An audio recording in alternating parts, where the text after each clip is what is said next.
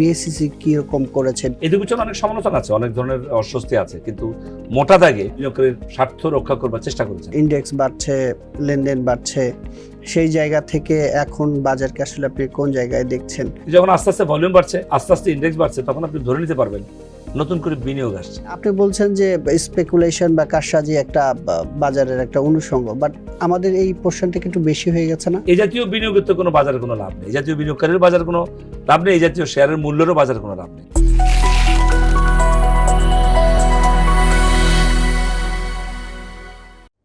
Shanta mutual fund presents TVS মার্কেটসে স্বাগত জানাচ্ছি আমি আনিসুর রহমান। পাহাড় জয়ের মতোই জীবনের লক্ষ্যে পৌঁছাতে প্রয়োজন কনসিস্টেন্সি। প্রতি মাসে একটু একটু করে ইনভেস্টমেন্ট করুন আর লং টার্মের স্বপ্ন সত্যি করুন। প্রিয় দর্শক, আমরা গত কয়েকদিনে দেখছিলাম যে বাজার মোটামুটি করে একটা ঊর্ধ্বমুখী প্রবণতার মধ্যে রয়েছে। ঈদের আগের 5 কার্য দিবস এবং ঈদের পরে 4 কার্য দিবস কিন্তু বাজার ইতিবাচক প্রবণতায় রয়েছে। এর মাঝে আমরা দেখতে পাচ্ছি যে ঢাকা স্টক এক্সচেঞ্জে যে লেনদেনের পরিমাণ, সেটা কয়েক মাসের মধ্যে কিন্তু সর্বোচ্চ জায়গায় পৌঁছেছে। 1350 কোটি টাকা হয়েছে লাস্ট কার্য দিবসে। এর মধ্যে একটা বড় ঘটনা ঘটেছে, বিএসসিসিতে একটা পরিবর্তন এসেছে। আগের যে চেয়ারম্যান ছিলেন এবং 4 জন কমিশনার ছিলেন তারা পদত্যাগ করেছেন, নতুন চেয়ারম্যান এবং 3 জন কমিশনার নিয়োগ পেয়েছেন। এই সব বিষয়ে আমরা একটু কথা বলার চেষ্টা করব। বাজারে বিএসসিসির ভূমিকা, বাজার এখন কীরকম অবস্থায় আছে, এইসব বিষয়ে কথা বলতে আমাদের সাথে স্টুডিওতে এসেছেন ঢাকা স্টক এক্সচেঞ্জের পরিচালক মিনহাজ মান্নান ইমন। ইমন ভাই, আপনাকে স্বাগত জানাচ্ছি টিভিএস মার্কেটসে। ধন্যবাদ। শুরুতে একটু বলতে চাই, যেহেতু একটা বড় ঘটনা ঘটে গেছে যে বিএসসিসিতে নতুন কমিশনাররা যোগদান করছেন, এই বিষয় নিয়ে আপনি আসলে কি বলতে চান? আপনাকে ধন্যবাদ। আসলে বিষয়টি তো প্রত্যাশিত এবং কাঙ্ক্ষিতই ছিল। দীর্ঘদিন ধরে আলোচনা চলেছে, নতুন একটি সরকার, নির্বাচিত সরকার ক্ষমতায় এসেছে। সঙ্গত কারণেই প্রত্যেকটি জায়গাতেই যারা যেসব জায়গায় রেগুলেটর আছে, নির্বাচিত একটি গণতান্ত্রিক সরকার তো চাইবে তার নিজের মতো করে সব কিছুকে গুছিয়ে নিতে। তো তারই আমরা প্রতিফলন দেখেছি বাংলাদেশ ব্যাংকে, আমরা দেখেছি অন্যান্য প্রতিষ্ঠানগুলিতে, সচিবালয়, বিভিন্ন মন্ত্রণালয়ের বিভিন্ন অংশগুলোতে। সেই হিসাবে কিন্তু অর্থমন্ত্রী কিন্তু বরাবরই বলে আসছিলেন যে অচিরেই নিয়ন্ত্রণ সংস্থা সিকিউরিটি এক্সচেঞ্জ কমিশনের কিছু পরিবর্তন আসবে। তো সেটাই ঘটেছে আসলে, বরং বলা চলে যে একটু দেরিতেই সেটা হয়েছে। বাট স্টিল আজকে আমরা প্রজ্ঞাপন দেখেছি, নতুন চেয়ারম্যান হিসাবে মাসুদ খান সাহেব নিয়োগ পেয়েছেন। এই যে আগের যে কমিশন ছিল, প্রায় 2 বছরের কাছাকাছি সময় তারা কাজ করেছেন, আপনারা তাদের অধীনস্থ একটা প্রতিষ্ঠান হিসেবে কাজ করছেন, ঢাকা স্টক এক্সচেঞ্জ তারা নিয়ন্ত্রণ করেছে। আপনার অভিজ্ঞতাটা একটু জানতে চাই যে আসলে বিএসসিসি কীরকম করেছে বিগত বিএসসিসির যে কমিশন ছিল। দেখুন, আসলে বিগত প্রায় 1 যুগ ধরে, তো 1 যুগেরও বেশি সময় ধরে বিগত সরকার থাকবার সময় 2টি কমিশন আমরা দেখেছি, এবং 2টি কমিশনে কিন্তু চূড়ান্ত হতাশার একটি কমিশন ছিল। মানে আসলে বাজারের যেই ইকোসিস্টেমটাকে তারা প্রায় ধ্বংস করে দিয়ে গেছে, বাজারের যে নৈতিক অবস্থানগুলো সেগুলোকে ধ্বংসের শেষ প্রান্তেই নিয়ে গেছিলো বলা চলে। মানে শেয়ার বাজারে বিনিয়োগকারীর বিনিয়োগের যেই তার যে লগ্নিটা বা সে বিনিয়োগের স্বার্থ রক্ষা করবার বিষয়টা কিন্তু ছিল কমিশনের সবচেয়ে বড় প্রধানতম নৈতিক দায়িত্ব, অর্থাৎ বিনিয়োগকারীর সুরক্ষা। আমরা কিন্তু বিগত 2টি কমিশনে সেই বিষয়টাকে দেখিনি। তারা বরঞ্চ নানাভাবে চেষ্টা করেছে কি করে নতুন করে মানহীন আইপিও নিয়ে আসা যায়, কি করে কিছু প্লেসমেন্ট শেয়ার বিক্রি করা যায়, কি করে কিছু শেয়ার থেকে ব্যবসা করা যায়, কি করে অন্যায় কোনো সুযোগ সুবিধা শেয়ার বাজার থেকে নেওয়া যায়। তো এটা যদি নিয়ন্ত্রণ সংস্থার প্রধান ব্যক্তিদের কাজ হয়, তখন আর সেই বাজারে আশা করবার কিছু থাকে না। তো 2টি কমিশনের পর যখন নতুন করে সরকার পরিবর্তন হবার পরে 5 আগস্টের পর যখন ডক্টর ইউনূসের নেতৃত্বে সরকার আসে, তখন কিন্তু আমরা একটা পরিবর্তনের ছোঁয়া পেয়েছি। আমরা দেখেছি উনি একটি নতুন কমিশন দিয়েছেন, মাকসুদ সাহেবের নেতৃত্বে 4 জন কমিশনার আসেন। এদের পিছনে অনেক সমালোচনা আছে, অনেক ধরনের অস্বস্তি আছে, কিন্তু মোটা দাগে ওই আগের সাথে যদি তুলনা করেন তাহলে বলা যায় পরিষ্কার করে যে এই কমিশন সে তুলনায় বিনিয়োগকারীর স্বার্থ রক্ষা করবার চেষ্টা করেছেন, এবং তারা ভালো উদ্যোগ নেবার চেষ্টা করেছেন, ভালো ভালো আইন করবার চেষ্টা করেছেন। সেক্ষেত্রে কিছু সমালোচনা আছে, কিন্তু শেষ অঙ্কে বলতে হবে যে বাজারে বিনিয়োগকারীর স্বার্থ রক্ষা এবং বাজারের যে ইকোসিস্টেমটাকে ফিরিয়ে আনার সর্বোচ্চ চেষ্টাই তারা করেছেন। এখন ওই যে নতুন কমিশন নিয়োগ পেয়েছেন, তাদের ব্যাপারে আপনাদের কোনো অবজারভেশন আছে কিনা? কি মনে করছেন যে তারা আসলে এই বাজারে কতটা এগিয়ে নেওয়ার ক্ষেত্রে কতটা আসলে কার্যকরী ভূমিকা রাখতে পারবে? আমি মাননীয় অর্থমন্ত্রীর কথার রেশ ধরে আসতে চাই। তিনি কিন্তু প্রথম থেকে একটি কথা বলেছেন যে বাজারে কিন্তু এবার যারা যোগ্য ব্যক্তি, যারা প্রফেশনাল ব্যক্তি যাদেরকে বলে, সেই ধরনের ব্যক্তিকে নিয়োগদান করা হবে কমিশনার এবং চেয়ারম্যানের ক্ষেত্রে, এবং নন পলিটিক্যাল পার্সনদেরকে দেওয়ার কথা উনি ব্যক্ত করেছেন। তো সোফার আমরা দেখেছি কমিশন চেয়ারম্যান হিসেবে যাকে নিয়োগ দেওয়া হয়েছে উনি একজন অত্যন্ত সফল ব্যক্তি, তার ব্যক্তিত্ব, তার নিজের ব্যক্তি জীবনে ওনার প্রফেশনাল লাইফ খুবই উজ্জ্বল এবং ওনার ক্যারিয়ার একটি সফল ক্যারিয়ার, এবং উনি যে জায়গায় গেছেন সেখানে কিন্তু উনি সফলতার সাথে দায়িত্ব পালন করেছেন। প্লাসের সততার বিষয়ে কিন্তু ওনার ব্যাপারে আজ পর্যন্ত কেউ কোনো প্রশ্ন তুলতে পেরেছে কিনা আমি মনে করতে পারি না। আর এ পর্যন্ত তো আমরা দেখেছি যে কিছু কমিশনার নিয়োগের বিষয়টাও সম্পন্ন হয়েছে, সেখানেও প্রফেশনালিজমের ছোঁয়া আমরা দেখতে পেয়েছি। যে কজন নাম আমরা পেয়েছি ইতিমধ্যে দেখেছি তারাও প্রত্যেকে তাদের নিজ নিজ ক্ষেত্রে তারা প্রফেশনাল এবং রাজনৈতিক প্রভাবমুক্ত ব্যক্তি বলা চলে তাদের প্রত্যেককেই। সেটা ছিল মোস্ট ইম্পর্টেন্ট, যেটা অর্থমন্ত্রী কমেন্ট করেছিলেন যে যোগ্য ব্যক্তি নিয়োগ দিবেন এবং রাজনৈতিক প্রভাবমুক্ত ব্যক্তি নিয়োগ দেবার উনি কথা ব্যক্ত করেছেন। সেটা প্রথম আমরা দেখতে পেয়েছি, এটা বড় ধরনের প্রাপ্তি। আমরা দেখছি যে এই যে নতুন কমিশন এসেছে, আগের কমিশনগুলোর ক্ষেত্রে দেখছি যে Dhaka stock exchange, Chattogram stock এক্সচেঞ্জের যে কাজগুলো ছিল সেই কাজগুলো আসলে বিএসইসি থেকে করা হয়েছে, মানে অনেকটা ইনঅ্যাক্টিভ করে ফেলা হয়েছিল ঢাকা স্টক এক্সচেঞ্জের পরিচালনা পর্ষদ, চট্টগ্রাম স্টক এক্সচেঞ্জ, মানে প্রত্যেকটা স্টেক হোল্ডার আসলে কাজ করার সুযোগ ছিল না। এখন নতুন কমিশন আসছে, আপনারা কি আশাবাদী যে আপনারা আপনাদের যে পার্ট সেটা ঠিকভাবে করতে পারবেন? প্রথমে এই কথা কিন্তু আসলে মাননীয় অর্থমন্ত্রীর বক্তব্য থেকে আসতে চাই। তিনি কিন্তু বারবার একটি কথা বলছিলেন যে প্রফেশনাল লোক তিনি নিয়োগ দিবেন কমিশনের চেয়ারম্যান এবং কমিশনারদের ক্ষেত্রে। এর পাশাপাশি বলেছেন যে রাজনৈতিক প্রভাবমুক্ত ব্যক্তিদের দেওয়ার তিনি কথা ব্যক্ত করেছেন। আমরা তার প্রতিফলন কিন্তু দেখতে পেয়েছি। আপনি যদি ব্যক্তি হিসেবে চেয়ারম্যানের কথা বলেন, মাসুদ খান সাহেবের কথা বলেন, তাহলে উনি একজন ব্যক্তি যেন সফল ব্যক্তি, উনি একদম আপাতমস্তক প্রফেশনাল ব্যক্তি। প্লাস বাকি যে কমিশনারদের নাম আমরা ইতিমধ্যে পেয়েছি তারাও কিন্তু যার যার প্রফেশনে তারাও প্রফেশনাল এবং তাদের ক্ষেত্রে কিন্তু রাজনৈতিক কোনো পরিচয় নেই। ফলে এই দুটোর জন্য যখন সমন্বয় হবে তখন একটা নিয়ন্ত্রণ সংস্থা সঠিকভাবে কাজ করবে। প্রথমত তাকে যোগ্য হতে হবে, দ্বিতীয়ত তার রাজনৈতিক প্রভাব মুক্ত হতে হবে, তখন সে সুচিন্তিতভাবে কাজ করতে পারবে, চিন্তাটা সঠিক হবে, তাকে কেউ চাপ দিবে না, অন্যায় কোনো দাবি তার কাছে করতে পারবে না। ফলে এই যে কম্বিনেশনটা হয়েছে সেখান থেকে ধরনের প্রাপ্তির সম্ভাবনা থাকবে। আগে কি হয়েছে, আপনি যখন রাজনৈতিক ব্যক্তিদেরকে প্রভাবযুক্ত ব্যক্তিদের নিয়োগ দিবেন তারা কিন্তু ওই নেতাদের কথা শুনবেন, তারা যে বাজারের স্টেক হোল্ডার তাদের কথা শুনবেন না। আমাদের একজন চেয়ারম্যানকে দেখেছি উনি রোড শো করেছেন, নাম কষ্টে রোড শো করেছেন, রোড শো নামে করেছেন চাঁদাবাজি, উপরন্তু তিনি করেছেন ওই রোড শোতে গিয়ে সরকারের গুণগান গেয়েছেন, শেয়ার বাজার থেকে উপকৃত, বিনিয়োগকারীর স্বার্থ থেকে উপকৃত। এই কাজগুলো ওনারা করবেন না। ওনারা বুঝেন যে নিয়ন্ত্রণ সংস্থার কাজ কিন্তু বিদেশে গিয়ে বিনিয়োগকারীর মার্কেটিং করে না, শেয়ার বাজার নিয়ন্ত্রণ সংস্থার মূল কাজ হচ্ছে ঘরে বসে থেকেই বিনিয়োগকারীর স্বার্থ রক্ষা করা, সঠিক শেয়ার বাজারে নিয়ে আসা, মানহীন এবং অযোগ্য কোম্পানিগুলোকে না আসতে দেওয়া, মিউচুয়াল ফান্ডটা ঠিকমতো ব্যবহৃত হচ্ছে কিনা, মার্চেন্ট ব্যাংক ঠিকভাবে টাকা দিচ্ছে কিনা, বাজারে যে আইনের শাসন আছে সেটা নিশ্চিত হচ্ছে কিনা, এগুলি দেখার তাদের দায়িত্ব। বাকি কাজ কিন্তু বাজারে অন্যান্য স্টেক হোল্ডারদের, স্টক এক্সচেঞ্জ আছে, সেখানে মার্চেন্ট ব্যাংক আছে, মিউচুয়াল ফান্ড আছে, তারা বিনিয়োগকারীকে বাজারে নিয়ে আসবেন। ব্রোকাররা, মার্চেন্ট ব্যাংক তাদের কাস্টমার নিয়ে এসে তাদেরকে ফান্ডিং করবেন, মিউচুয়াল ফান্ড বিভিন্ন ব্যাংক থেকে টাকা নিয়ে এসে বাজারে বিনিয়োগ করবেন, একটা ফান্ড তৈরি করবেন। এগুলো যার যার আলাদা আলাদা কাজ। কিন্তু আমরা আগে দেখেছি সকল কাজেরই মধ্যেই হস্তক্ষেপ করছে কমিশন। কেন? তাদের যোগ্যতার অভাব, তারা বুঝতো না যে কোথায় তাদের যেতে হবে, কোথায় কোন কথা বলতে হবে। আমরা আগের কমিশনে দেখেছি একজন চেয়ারম্যান প্রকাশ্যে কোনো একটা জায়গায় বক্তব্য দিয়ে বলছেন ইন্স্যুরেন্স সেক্টরের দাম এখন বাড়বে বা মিউচুয়াল ফান্ডের শেয়ার এখন কেনা যায় আন্ডার সেকশন 17, এগুলি একেবারে চূড়ান্তভাবে অপরাধ। এই ধরনের অপরাধের সীমা কিন্তু জেল পর্যন্ত। এইটুকু জ্ঞান একজন কমিশনের চেয়ারম্যান থাকতো না। তো তাদের কাছ থেকে বেশি আশা করবার ছিল না, এবং বাজারের আজকে যেই ধ্বংসস্তূপের উপর বাজার দাঁড়িয়েছিল কিছুদিন আগে সেটা ছিল তারই প্রমাণ। এক্ষেত্রে আমরা আশা করি যে এখন যারা ব্যক্তিপ্রজন যারা নিয়োগপ্রাপ্ত হয়েছেন তারা প্রফেশনাল এবং তাদের নিজ দায়িত্ব সম্পর্কে তারা সচেতন। আশা করি সামনের দিনগুলো অনেক ভালো হবে। একটা বিষয়, কমিশনের দিকে সবাই তাকিয়ে থাকে যে ভালো কোম্পানি নিয়ে আসা, সেটাতে ঢাকা স্টক এক্সচেঞ্জ এবং চট্টগ্রাম স্টক এক্সচেঞ্জের একটা বড় ভূমিকা রয়েছে। এখন যে প্রেক্ষাপটে কমিশনার বিএসইসির পুনর্গঠন হলো, আপনাদের এন্ড থেকেও সহযোগিতার একটা কথাবার্তা শোনা যাচ্ছে, সেই জায়গা থেকে ভালো কোম্পানি আনার ব্যাপারে আসলে কতটা আশাবাদী? এই যে যে বছরটা চলছে 2026, এই বছরে কি আপনি মনে করেন যে কোনো ভালো কোম্পানি, একটা বা দুইটা কোম্পানি নিয়ে আসা পসিবল হবে?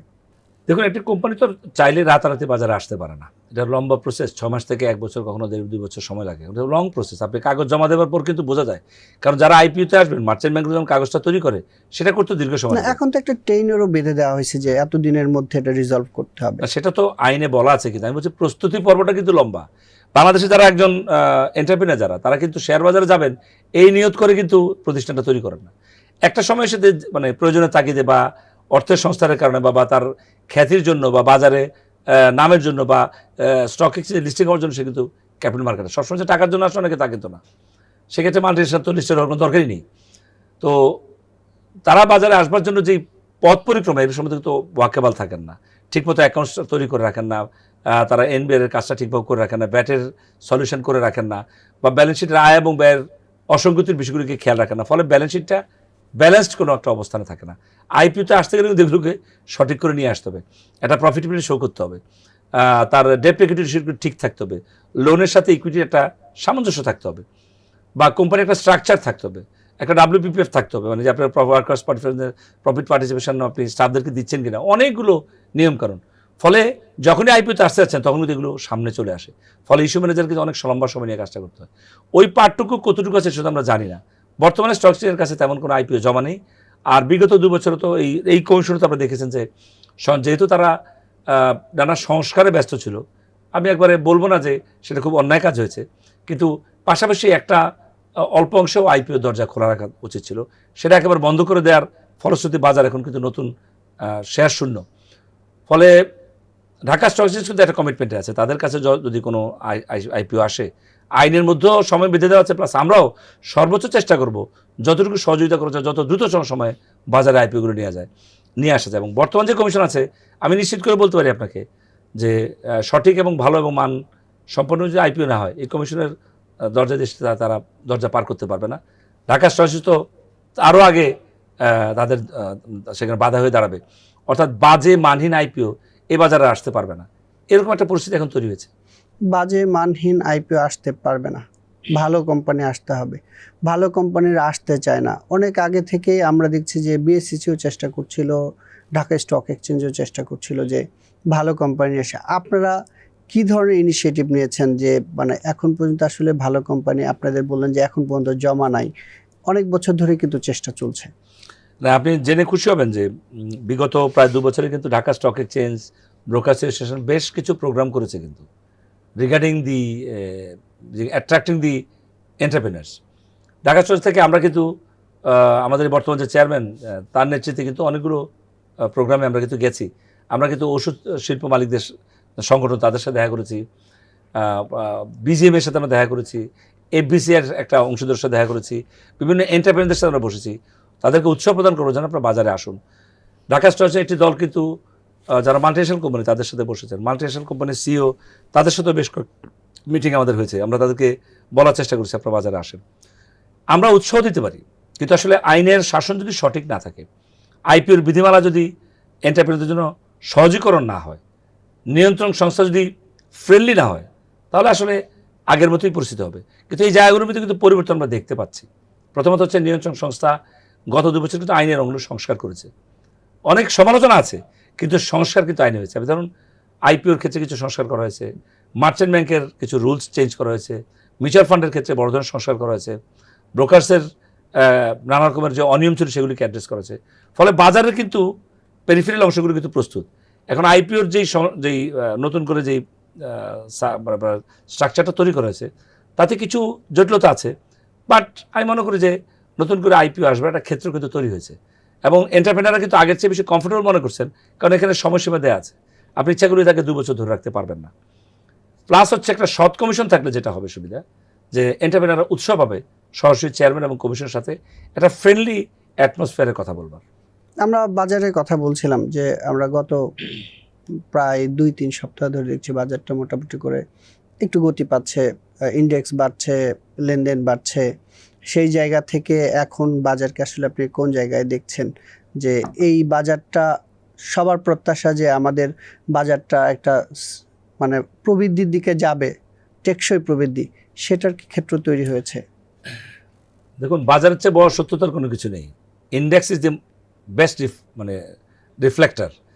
ইন্ডেক্সের উত্থান সাথে ভলিউম যখন দুটো একসাথে মুভ করবে তখন দ্যাটস এ পজিটিভ ইন্ডেক্স। যদি 100 কোটি টাকা ট্রানজ্যাকশনে 200 ইন্ডেক্স বাড়তো তাহলে সেটা হতো কারসাজিমূলক বা অর্থবহ না। যখন আস্তে আস্তে ভলিউম বাড়ছে, আস্তে আস্তে ইন্ডেক্স বাড়ছে, তখন আপনি ধরে নিতে পারবেন নতুন করে বিনিয়োগ আসছে, নতুন করে বিনিয়োগকারী আসছে, দেশি হোক বিদেশি হোক। তার প্রশ্ন, তারা আসছে কেন? তারা হঠাৎ করে কি এমন দেখলো যে এই বাজারে নতুন করে বিনিয়োগ নিয়ে আসবে? আমরা তো আগেও বলেছি আসুন, এখন কেন আসছে? বাজারে যারা অংশীজন তারা বুঝতে পারে যে বাজারের পরিবেশটা আস্তে আস্তে ইতিবাচক হচ্ছে। আইনের সংস্কার গত 2 বছর ধরে হয়েছে, অন্যায়ের জায়গাগুলো কিন্তু বন্ধ হয়েছে। কিন্তু যত কথাই বলি, বাজারের পিলফারেজটা বন্ধ হয়েছে, বাজারের যে ধ্বংস, বাজারের যে ক্ষতির অংশগুলোকে অ্যাড্রেস করা হয়েছে এবং শাটডাউন করা হয়েছে। নতুন করে কোনো খারাপ আইপিও আসতে পারেনি এবং কোম্পানির ব্যালেন্স শিটগুলো কিন্তু নানা আইনের শাসনের মধ্যে পড়ছে। ব্যাংক রেজলিউশন বা ব্যাংকের আমরা নতুন গভর্নর আসবার পরে কিন্তু হাসান মনসুর আগের গভর্নর থেকে আমরা দেখেছি যে ব্যাংকের ভিতরে কিছু শাসন ব্যবস্থা অনেক কঠিন করা হয়েছে। বর্তমান গভর্নর কিন্তু নানাভাবে সেই তার ধারাবাহিকতায় আইনের শাসন প্রতিষ্ঠা করার চেষ্টা করছেন। ফলে ব্যাংক কিন্তু আগের মতো করে একজন ব্যক্তি ব্যাংক থেকে টাকা লুট করে নিয়ে যাবেন সে সম্ভাবনা কিন্তু কম। ফলে ব্যাংকের ক্ষেত্রে একটা 30 টাকা শেয়ারের দাম 4 টাকা, 5 টাকা, 6 টাকা, 8 টাকা হয়েছিল। তার মানে কি ব্যাংকগুলো ধ্বংস হয়েছিল। ব্যাংকিং সেক্টরের ক্যাপিটাল তো মার্কেটের প্রায় 25-30%। তাহলে অথবা একটা সেক্টর যদি ধ্বংস হয়ে যায় বাজার তো থাকে না। এখন সে সেক্টরের নিরাপত্তা তৈরি হয়েছে, ইন্স্যুরেন্স সেক্টরের নিরাপত্তা তৈরি হয়েছে। এনবিএফগুলো কিন্তু অ্যাড্রেস করেছে কোনগুলো খারাপ, বাকিগুলো কিন্তু আস্তে আস্তে উঠছে। প্লাস আইনের শাসন প্রতিষ্ঠা করবার যে প্রয়াস শুরু হয়েছে তাতে অন্য কোম্পানিগুলো সচেষ্ট, তারা জানে যে এখন কারসাজি করলে বিপদে পড়তে হবে। এছাড়া বিগত দিনে অনেক সমালোচনা থাকলেও যারা অপরাধী তাদেরকে অ্যাড্রেস করা হয়েছে এবং ব্যাপক কিন্তু শাস্তির আওতায় হয়েছে এবং তাদেরকে জরিমানা করা হয়েছে। জরিমানা নিয়ে আমরা তর্ক বিতর্ক করতে পারবো, কিন্তু জরিমানা যে করার দরকার ছিল তা কিন্তু নিশ্চিত। কারণ না হলে শাস্তি না দিলে কিন্তু অপরাধীর কোনোদিনও সতর্ক হবে না। ফলে এখন কিন্তু যে কেউ বাজারে যারা কারসাজি করুক বা উদ্যোক্তারা যারা দুষ্টামি করতো বা যারা বিনিয়োগকারীকে প্রতারণা করবার চিন্তা করতো তারা কিন্তু এখন দ্বিতীয়বার ভাবছে। ফলে এক ধরনের কিন্তু বিনিয়োগকারীর স্বার্থ সুরক্ষা করবার একটা বুঝ কিন্তু রক্ষণ বুঝ তৈরি হয়েছে। বিনিয়োগকারী কিন্তু এটা বুঝতে পারছে এবং বিনিয়োগকারী যখন কনফিডেন্ট হয় তাকে বলা লাগে না, এটা আস্তে আস্তে স্প্রেড হয় এবং টাকা তখন আসতে থাকে। এখন আবার আমাদের সেকেন্ডারি চিন্তা করতে হবে যেটা আবার যেহেতু আইপিও শর্টেজ আছে, নতুন আইপিও নেই, এই চাহিদা যোগানের একটা গ্যাপ আছে, সেটাকে আমি মনে করি নতুন কমিশন যারা আসবেন বিনয়ের সাথে বলবো সবার আগে সেটাকে অ্যাড্রেস করতে হবে। এই বাজার কিন্তু বড় ভয়ঙ্কর, এটা পড়তে অনেক সময় লাগে, আবার ঘুরে দাঁড়াতেও সময় লাগে না। কোনো একটা মানে একটা জাদুর কাঠি লাগে, ভরসা লাগে বিনিয়োগকারী যে এটা দিলেই বাজার উঠবে। এখন সেটা কিন্তু ক্ষেত্র তৈরি হয়েছে, নতুন সরকার, নতুন কমিশন, বাজারে একজন আস্থা। প্লাস গতকাল কিন্তু আমরা দেখেছি যে বাংলাদেশে আন্তর্জাতিক পর্যায়ে কিন্তু বাংলাদেশ একটা সফলতা দেখেছি আমাদের খলিল রহমান সাহেবকে। এগুলো কিন্তু একটা বড় বার্তা দেয় যে না, আন্তর্জাতিক পর্যায়ে কিন্তু বাংলাদেশের অবস্থান সংগত হচ্ছে। ফলে বিনিয়োগকারী সবগুলো এলিমেন্ট কিন্তু হাতে পাচ্ছে, কিন্তু শেয়ার নেই, এটাই দেখবার বিষয়। এই যে আপনি বলছিলেন যে বাজারে এখন অনেক কিছুতে ট্রান্সপারেন্ট, কারসাজি, সাজা, আমরা কিন্তু যেটা বলছেন এর বাইরে যেও যদি একটু দেখি, এখন যে শেয়ারের দরগুলো বাড়ছে, কারো 3 টাইমস 4 টাইমস 5 টাইমস হয়ে গেছে, কোম্পানি বন্ধ, দাম বাড়ছে, ওই আগের ফরম্যাটেই এনকোয়ারি দেওয়া হচ্ছে, তদন্ত হবে, কিন্তু এর মধ্যে একটা প্রাইস হাইক করে টাকা বের করে নেওয়ার প্রসেসটা হয়ে যায়। তো এই বিষয়গুলোকে আসলে ডিএসসি থেকেও অ্যাডজাস্ট করা যাচ্ছে, মানে কন্ট্রোল করা যাচ্ছে, বা বিএসসিসি কি নতুন করে আর কিছু করার আছে যে আগের ফরম্যাটেই করা হচ্ছে যা যা করা হচ্ছে? আপনার সাথে সম্পূর্ণ একমত। ওই মান্ধাতা আমলের সেই যদি সার্ভেলেন্স সিস্টেমের মধ্যে আমরা থাকি তাহলে ঘটনাগুলি ঘটতেই থাকবে। কিন্তু পাশাপাশি এটাও আপনাকে মনে রাখতে হবে যে আসলে কারসাজি বাজার একটা অনুষঙ্গ, একটা প্যারালাল একটা এক্সিস্টেন্স। কারসাজি করবে, কারসাজি কারো একটা বাজার আসবে, আর শেয়ারের দাম না বাড়লে এখানে মানুষ আসবে কেন? শেয়ারের দাম বাড়বে, কমবে, একটি পক্ষ লস করবে, একটি পক্ষ লাভ করবে, এটি তো শেয়ার বাজারের নিয়ম, তাই না? কারসাজির মাত্রাটা কতটুকু, না আমরা কোন পর্যায়ে হচ্ছে সেটা হচ্ছে দেখবার বিষয়। আর আপনি যেটা বলেছেন যে আগের মতো করে চলে, এটা কিন্তু এখন নতুন কমিশনকে এটা নিয়েই ভাবতে হবে। ঢাকা স্টক এক্সচেঞ্জ একটা সিস্টেমে সার্ভিলেন্স করছে, আমাদের তো নতুন করে চট করে ব্যাপক উন্নয়ন সম্ভব না। আমরা ভাবছি আমরা আমাদের সার্ভিলেন্স সিস্টেমের নিরাপত্তা বুঝগুলো তৈরি করছি, যারা ডাটা পাচার না হয়, কেউ যেন অন্তর্ঘাতমূলক কাজ না করে, কেউ যেন কারো এখানকার মূল্যবান তথ্য বাইরে কাউকে না দিয়ে দেন, প্রত্যেকটা বিনিয়োগকারীর স্বার্থ যেন তথ্যগুলো যেন ভান্ডারে সংরক্ষিত থাকে, এটা ঢাকা স্টক এক্সচেঞ্জ চেষ্টা করছে। কিন্তু মূল দায়িত্ব কিন্তু মূল ক্ষমতা এবং দায়িত্ব দুটোই কিন্তু রেগুলেটরের কাছে। সার্ভেলেন্স বলেন, মার্কেটের সুপারভিশন বলেন, এই বিষয়গুলো তাদের হাতে, তারাই সর্বোচ্চ ক্ষমতাধর। ফলে নতুন কমিশন নতুন করে চিন্তা করতে হবে, এখান থেকে আগের সিস্টেম থেকে বেরিয়ে এসে তাদেরকে আন্তর্জাতিক পর্যায়ে একটা সার্ভেলেন্স সিস্টেমও চিন্তা করতে হবে, যাতে করে বড় ধরনের বিপর্যয় বাজারে না ঘটে। ধরেন আগের কমিশনের সময়, মাকসুদ কমিশনের সময় আমরা দেখেছি যে আগে যারা কারসাজি করেছে তাদেরকে শাস্তি দিয়েছে, বাট তার সময় কিন্তু কারসাজি হয়েছে। আমরা অনেক শেয়ারের, বন্ধ কোম্পানি অনেক শেয়ারের প্রাইস হাইক হতে দেখছি। আসলে আটকানো যাচ্ছে না, মানে আপনি বলছেন যে স্পেকুলেশন বা কারসাজি একটা বাজারের একটা অনুষঙ্গ, বাট আমাদের এই পোর্শনটা একটু বেশি হয়ে গেছে না? অবশ্যই আপনার সাথে দ্বিমত করবার তো সুযোগ নেই। একটা 10 টাকার শেয়ার যদি যখন 500-600 টাকা হয়ে যাবে আর কোম্পানি প্রায় বন্ধ, তখন তো আপনি কোনো যুক্তি দিয়ে সেটাকে বুঝতে হবে। তার মানে বুঝতে হবে যে কোনো একটি চক্র এক্ষেত্রে কীভাবে পুরো শেয়ারটা কিনে ফেলে। তো সেটাই আসলে সার্ভেলেন্সে বের করতে হবে যে শেয়ারের প্যাটার্ন, কারা পারচেস করেছে, কারা হোল্ডার। কারণ এই জাতীয় বিনিয়োগের তো কোনো বাজারে কোনো লাভ নেই, এই জাতীয় বিনিয়োগকারীর বাজারে কোনো লাভ নেই, এই জাতীয় শেয়ারের মূল্যেরও বাজারে কোনো লাভ নেই। সুস্থ স্বাভাবিক ধারার বিনিয়োগকারী ছাড়া কারসাজি কারক দিয়ে তো বাজার দীর্ঘমেয়াদী কখনোই ভালো হতে পারবো না। এটা আমরা 2010-এ দেখেছি, 96 সালে দেখেছি। যারা কারসাজি করে তারা সাময়িক বেনিফিটটাকে নিতে গিয়ে বাজারকে একটা দীর্ঘমেয়াদী ঝুঁকির মধ্যে ফেলে। তো তার কিছু এখনও নেই, সেটা তো বলবো না। সেটা অ্যাড্রেস করবার জন্যই তো নতুন কমিশনকে নতুনভাবে চিন্তা করতে হবে, কাজ করতে হবে, বাজারের অংশীদারদের সাথে কথা বলতে হবে, তাদের সাথে বসতে হবে, তাদেরকে অ্যাড্রেস করতে হবে। যেটা এই কমিশনের একটা ঘাটতি ছিল, যে বাজারের অংশীদারদের সাথে এই কমিশন প্রথম দিকে আসলে সমন্বয়টা প্রপারলি করেনি, না সাংবাদিকদের সাথে, না বাজারের অংশীদারদের সাথে। ফলে তাদের সম্পূর্ণ সফলতাটা সরাসরি নিয়ে যেতে পারেন নাই। আমাকে একটু যদি বলেন যে আপনার প্রত্যাশা কি এই কমিশনের কাছে, আগামী 1 বছর 2 বছরে আপনি আসলে বাজারটাকে কোথায় দেখতে চান? ধন্যবাদ আপনাকে। এটা খুবই একটা জরুরি বিষয় যে আসলে এতদিন এত ঘাত সংঘাতের পরে একটা টেম্পোরারি হয়তো আমরা ইন্টারিম গভর্নমেন্টের একটা কমিশন দেখেছি। সে তো আর অ্যাকচুয়ালি 4 বছর না থাকলে বোঝা যায় না কমিশনটা, বাট তারা তাদের মতো কিছু কাজ করবার চেষ্টা করেছেন। নিশ্চিত করে বলতে তারা বড় ধরনের কোনো অন্যায় করেননি, তারা দুর্নীতিগ্রস্ত তেমন কিছু করেছেন তার কিছু এখনো দেখা যায়নি। তাদেরকে এক ধরনের সাধুবাদ দিতে হয়। নতুন কমিশনের কাছে প্রত্যাশা সিম্পল একটাই, এই বাজার যে 1000 কোটি টাকার বাজার, এখনই বাজারে 5 থেকে 10,000 কোটি টাকার ট্রানজাকশন হবার মতো সক্ষমতা বাজারের অংশীদারদের আছে।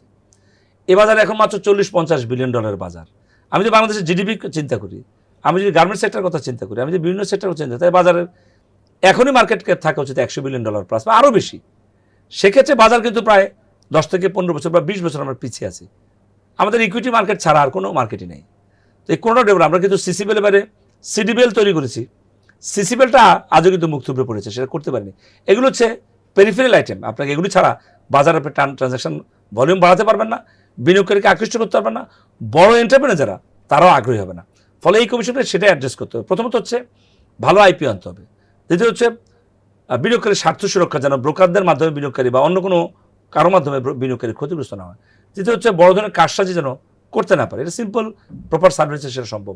নতুন উদ্যোক্তাদেরকে আসবার জন্য একটা এনভায়রনমেন্ট ক্রিয়েট করা, তারা যেন ব্যুরোক্রেটিক বা আমলাতান্ত্রিক মারপ্যাচে কমিশনের মধ্যে না পড়েন। পাঁচ হচ্ছে দুর্নীতি যায় ওগুলিকে অ্যাড্রেস করা। আমি বিশ্বাস করতে চাই যাদের নিয়োগ আমি দেখেছি, নাম দেখেছি, তারা কেউ দুর্নীতিগ্রস্ত না, তাদের কাছ থেকে এই ধরনের কোনো বিপদের শঙ্কা আমি দেখি না। সর্বশেষ হচ্ছে বহুজাতিক কোম্পানিগুলো যে লিস্টেড করবার বহুদিনের দাবি, সেটা থেকে আমরা এখন 1000 বছর পিছিয়ে আছি। এটা সরকারের কাছে মাননীয় অর্থমন্ত্রী দেখেছি এই ব্যাপারে আগ্রহী, তার সাথে ইমিডিয়েট যোগাযোগ করে কিছু বহুজাতিক কোম্পানিকে বাজারে করার জন্য আইনি পদক্ষেপ নিতে হবে। প্লাস হচ্ছে সরকারি বেশ কিছু শেয়ার এখনও রয়ে গেছে, আপনি ছাড়ছেন না। সরকার টাকার অভাবে ভুগছে, তেলের দাম বাড়াচ্ছেন, নানাদের বিদ্যুৎ দাম বাড়াচ্ছেন, কিন্তু আপনার হাতে রক্ষিত বাজারে যে শেয়ারগুলো আপনার কাছে আছে গভর্নমেন্ট শেয়ার, সেটাকে বাজারে আপনি অফলোড করে তার বেনিফিট নিচ্ছেন না। তাহলে তো দ্বিমুখী অবস্থান হচ্ছে। ফলে এই কাজগুলো যেহেতু এই সরকার, এই অর্থমন্ত্রী নিজে নিজ দায়িত্বে এই কমিশনকে দিয়েছেন, এই কমিশনের কর্তাভিত্তিক নিয়োগ দিয়েছেন, তাহলে মনে করি নিশ্চয়ই ওনারও একটা আন্ডারস্ট্যান্ডিং আছে এবং উনি বাজারের একজন অত্যন্ত সুপরিচিত এবং একজন প্রতিষ্ঠিত একজন অভিজ্ঞতা সম্পর্কে ব্যক্তি বর্তমান অর্থমন্ত্রী। নিশ্চয়ই ওনারও কিছু প্ল্যান আছে। তাই আমি মনে করি আসলে এই সব কিছুকে ছাপিয়ে এই জিনিসগুলো অ্যাড্রেস করলে বাজার সামনে বহুদূর এগিয়ে যাবে আগামী কয়েক বছরের মধ্যে। বহুদূরটা কোথায়? সর্বপ্রথম হচ্ছে বাজারে যেই আমি যেটা মনে করি যে বাজারের যে বেসটা, এই বেসটা এখান থেকে ডাবল করা সম্ভব আগামী 3 থেকে 4 বছরে। It's nothing. আমরা নতুন কোম্পানিগুলোকে আনতে পারিনি, নতুন কোম্পানিগুলো অ্যাট্রাক্ট করতে পারি। ইনসেপ্টার মতো একটা বড় মানে ওষুধ কোম্পানি, আমি যত ওর সাথে কথা বলি তখন না মালিকের সাথে আপনার ল্যান্ডমার্কটা কোথায়, যে আসলে কোথায় ট্রানজেকশনটা, কোথায় সূচকটা আমি সেটা বলে বলছি। মনে আপনি করছেন? ছোট ছোট 5 কোটি টাকার কোম্পানি কিন্তু ল্যান্ডমার্ক তৈরি করতে পারবেন না। আপনাকে ইনসেপ্টের মতো বড় কোম্পানি হতে হবে 400, 500, 1000 কোটি টাকা, তখন আপনি ল্যান্ডমার্ক সেট করতে পারবেন। 5 কোটি টাকা 50টা কোম্পানি এসে তো আপনি ল্যান্ডমার্ক সেট করতে পারবেন না। গ্রামীণ মতো একটা কোম্পানি আসে, বেক্সিও ফার্মা, স্কোয়ার, বড় বড় কোম্পানি যখন 400, 500, 1000 কোটি টাকার 10টা কোম্পানিকে আসেন, ট্রানজ্যাকশন বলুন তো এমনি 5000 কোটি টাকা হবে। কিন্তু 20 কোটি টাকার একটা স্মল ক্যাপ কোম্পানি দিয়ে তো আপনি যতই টানাটানি করেন ওটা ট্রানজ্যাকশন 500 কোটি পার হবে না। কিন্তু আপনি যদি বড় বড় যারা বড় বড় উদ্যোক্তারা আছে তারা বাজারে আসছে না। আমরা সিটি গ্রুপকে দেখছি, যারা ফ্রেশ গ্রুপকে দেখছি, মেঘনা গ্রুপকে দেখছি, ইনসেপ্টটাকে দেখছি, বা মাল্টিনেশনাল কোম্পানি, তারা কেউ আসছে না। এগুলো যখন বাজারে ঢুকবে 400, 500, 1000 কোটি টাকার যখন আইপিও আসবে, ভলিউম তো অটোমেটিক 5-6 হাজার কোটি টাকা। এটা তো রিলেটেড, এটা তো আমার ইচ্ছাধীন বিষয় না। মার্কেট ক্যাপ যত বড় হবে ভলিউম তত বড় হবে, আর ভাইস ভার্সা। আমরা অনুষ্ঠান শেষ করতে চাই, তার আগে যদি একটু বলেন যে এই বর্তমান পরিস্থিতিতে বাজারের নতুন নিয়ন্ত্রক সংস্থা, বাজার একটু একটু করে বাড়ছে, এই জায়গা থেকে বিনিয়োগকারীদের উদ্দেশ্যে কিছু বলতে চান কিনা? দেখুন, বিনিয়োগকারীরা অনেকদিন সাফার করেছে, তাদের আসলে কষ্ট এবং দুঃখের সীমা নেই। প্রায় 8-10 বছর যাবৎ সীমাহীন ক্ষতির মুখে। আমরা ব্যক্তিগতভাবে নিজেরাও আমরা ক্ষতিগ্রস্ত হবে। ব্রোকারেজ হাউসগুলি বসে গেছে, মার্চেন্ট ব্যাংক বসে গেছে, মিউচুয়াল ফান্ড ক্ষতিগ্রস্ত হয়েছে, বিনিয়োগকারীর টাকা নিঃস্ব হয়েছে, মার্চেন্ট ব্যাংকগুলো ইকুইটি মাইনাসের ফাঁদে পড়েছে। সব কিছুকে ছাপিয়ে কিন্তু বাজারের চাকাটা ঘুরতে শুরু করেছে। বহু শেয়ার কিন্তু কিছু 3-4 গুণ 5 গুণ বেড়েছে, কিন্তু পুরো বাজার কিন্তু এখনও বহুদূর সামনে যাওয়ার সুযোগ আছে। বিনিয়োগকারীকে সতর্ক তবে একটা, বিনিয়োগকারী মনে রাখতে হবে এই বাজারটা তো সেই বাজার না, আর আরেকটা দিন সামনে আছে। ওই যে খারাপ দিনটা, এটা মাথায় রাখতে হবে যে খারাপ দিন কিন্তু ঘুরে ঘুরে আসবেই। আপনি সারা জীবন বাজার তো ভালো করতে পারবেন না, সারা জীবন কোনো একটা শুধু বাড়বেই না। বেসিক যে কতগুলো জিনিস, যে কথাগুলো আমরা সাধারণভাবে বলি, যে গুজবের কানটা না দেওয়া, তা কোম্পানিগুলোর পারফরমেন্সের দিকে খেয়াল রাখা। কেউ একটা বললাম লাভ দিয়ে শেয়ারটা কিনলাম, কত টাকা শেয়ার, কত টাকা দামে কিনছি, এই একটা ফিল্টার যদি আপনার থাকে তাহলে বড় আকার আপনি মার খাবেন না। পাশাপাশি এবার একটু ভরসা দিতে পারে যে নিয়ন্ত্রণ সংস্থা তারা একটা রক্ষণবুজ্জোর কাজ করবে, ফলে বিনিয়োগের আগের চেয়ে একটু নিরাপদ অবস্থানে আছেন, এইটুকু তাদেরকে আমরা বলতে পারি। কিন্তু তাদের নিজের নিরাপত্তা নিজে তৈরি করতে হবে। নিজে যাচ্ছে পরে যদি এখন আমি একটা 10 টাকার শেয়ার 5 টাকা সেটা কিনি, তারা তো সেটা আমার জন্য নিজেই বিপদ ডেকে নিয়ে আসছে। ফলে বাজারে অফুরন্ত সম্ভাবনা আছে, দেখে শুনে একটু বিনিয়োগ করতে হবে। আপনাকে অসংখ্য ধন্যবাদ টিভিএস মার্কেটসে আসার জন্য। ধন্যবাদ আপনাকে। প্রিয় দর্শক, আমরা শুনছিলাম ঢাকা স্টক এক্সচেঞ্জের পরিচালক মিনহাজ মান্নান ইমন ভাই কাছ থেকে। তিনি বলছিলেন যে নতুন কমিশন এসেছে, সেটা যেমন একটা বাজারে একটা শৃঙ্খলা তৈরি করবে, সেই সাথে নতুন সরকারের অনেক পরিকল্পনা রয়েছে। সেই পরিকল্পনা যদি ঠিকভাবে কাজ করে সেই ক্ষেত্রে মার্কেট কিন্তু অনেক দূর যাওয়ার সুযোগ রয়েছে। তবে বিনিয়োগকারীদের উদ্দেশ্যে বলছেন যে নিজেদের বিনিয়োগ নিজেরা মানে সেভ করার জন্য বুঝে শুনে বিনিয়োগ করার কথা বলছেন, গুজবে কান না দেওয়ার কথা বলছেন। টিভিএস মার্কেটসের পরবর্তী পর্ব দেখার আমন্ত্রণ রইল।